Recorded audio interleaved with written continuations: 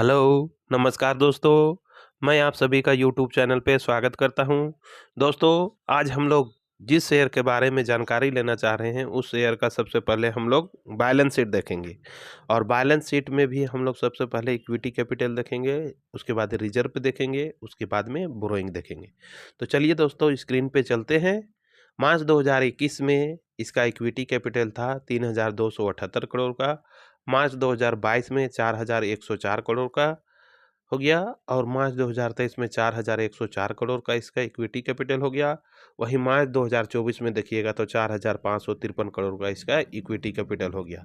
वहीं दोस्तों इसका रिजर्व है मार्च 2021 में 46,703 करोड़ का और मार्च 2024 में देखिएगा तो 52,418 करोड़ का रिजर्व हो गया। धीरे धीरे बढ़ रहा है दोस्तों।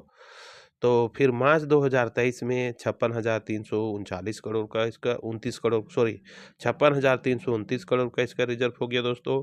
लेकिन मार्च 2024 में देखिएगा तो 66,028 करोड़ का इसका रिजर्व हो गया। वहीं इसका बोरोइंग देखिएगा मार्च 2021 में तो इसका बोरोइंग है 6,61,562 करोड़ का और मार्च 2022 में 6,56,802 करोड़ का हो गया इसका बोरोइंग।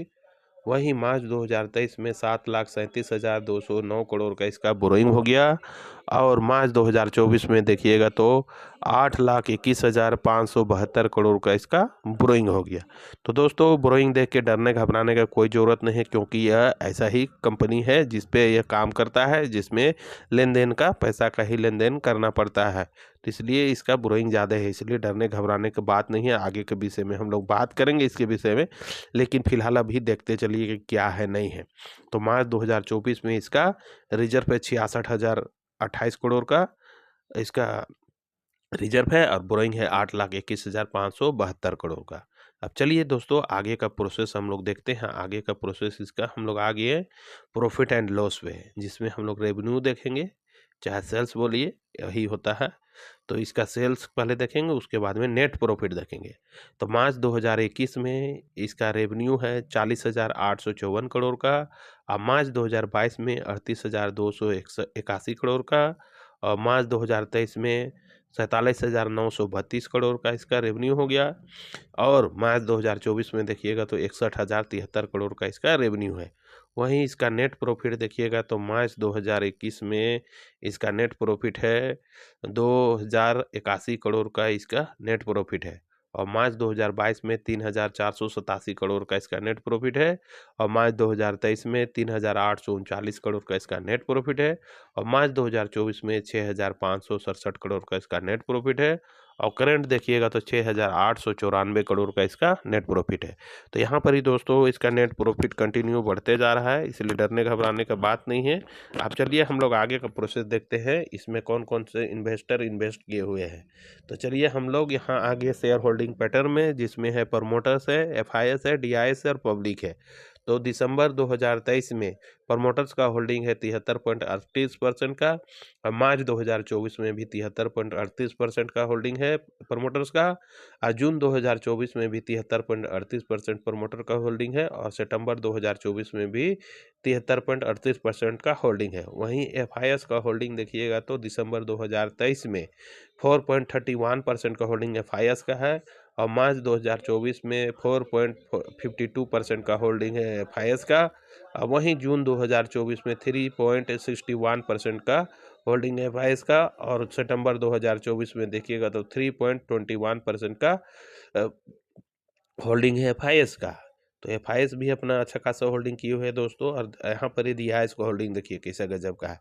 दिसंबर 2023 में 14.65% का होल्डिंग है डीआईएस का और मार्च 2024 में 15.82% का होल्डिंग है डीआईएस का और जून 2024 में 15.46% का होल्डिंग है डीआईएस का और सितंबर 2024 में 16.26% का होल्डिंग है डीआईएस का। वहीं पब्लिक का होल्डिंग है दिसंबर 2023 में पब्लिक होल्डिंग है 7.65% और मार्च 2024 में भी 6.27% का होल्डिंग है और जून 2024 में 7.55% का होल्डिंग है पब्लिक का और सितंबर 2024 में 7.13% का होल्डिंग है पब्लिक का। तो दोस्तों, यहाँ प्रमोटर्स का भी अच्छा खासा होल्डिंग है, एफआईएस का होल्डिंग भी ठीक ठाक है और डीआईएस का भी गजब का होल्डिंग है, और लेकिन यहाँ पब्लिक का होल्डिंग थोड़ा कम है।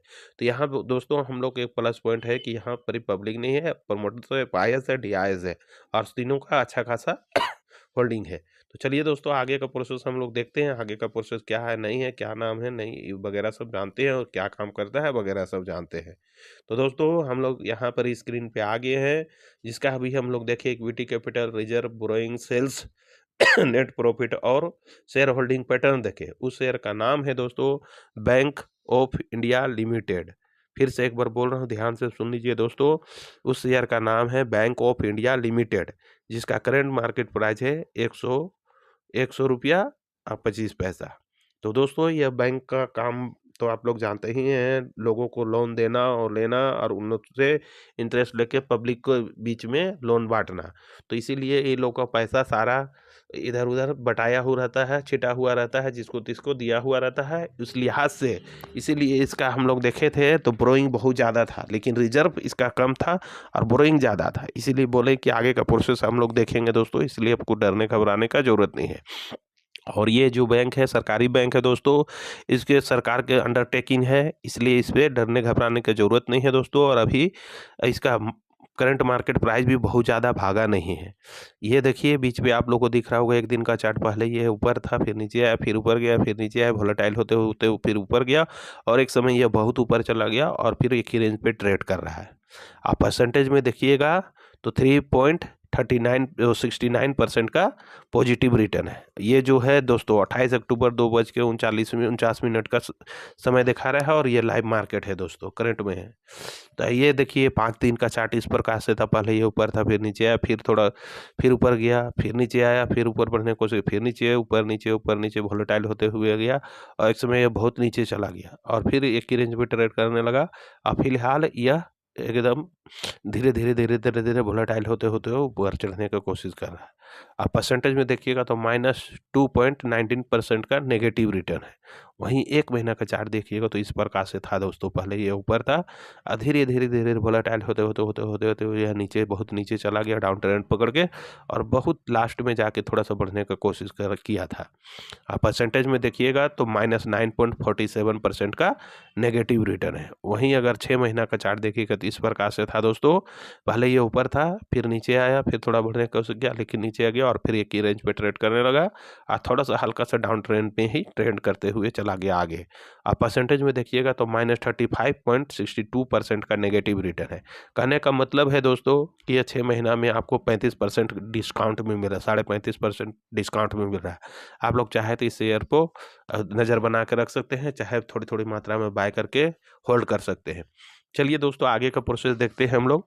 इसका मार्केट कैप है दोस्तों 45.69 थाउजेंड करोड़ इसका मार्केट कैप है। फिर से एक बार बोल रहा हूँ, इसका मार्केट कैप है 45.69 थाउजेंड करोड़ इसका मार्केट कैप है।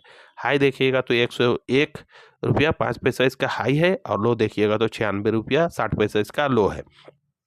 तो चलिए दोस्तों आप इसके विषय में थोड़ा सा डिस्कस कर लेते हैं, क्या है नहीं है।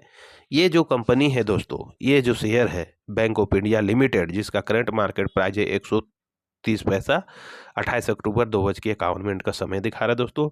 तो दोस्तों कहने का मतलब यह जो कंपनी है यह बैंक का कारोबार करता है, लोगों का पैसा बैंक में रखता है, उसके बदले में इंटरेस्ट देता है, और लोगों को लोन वगैरह सब बांटता है, जैसे होम लोन हो गया, फिर फिर कार लोन हो गया, वगैरह सब बहुत प्रकार का लोन होता है, जो यह जो बैंक है वो लोगों को प्रोवाइड करता है। उसके बदले में लोगों से अपना कुछ पैसा इंटरेस्ट लगता है। कहने का मतलब 12-13% इंटरेस्ट लेता है, लोगों को पैसा फिक्स रख करवाता है, उनके बदले में ये 7% का, कहने का मतलब है, इंटरेस्ट देता है सालाना। इस प्रकार से इसका कारोबार है, पैसों का लेन देन का कारोबार होता है। तो ये जो कंपनी है ये सरकारी कंपनी है, बैंक ऑफ इंडिया सरकार के अंडर में अंडरटेकिंग है, उसके देख रेख में सारा कारोबार होता है।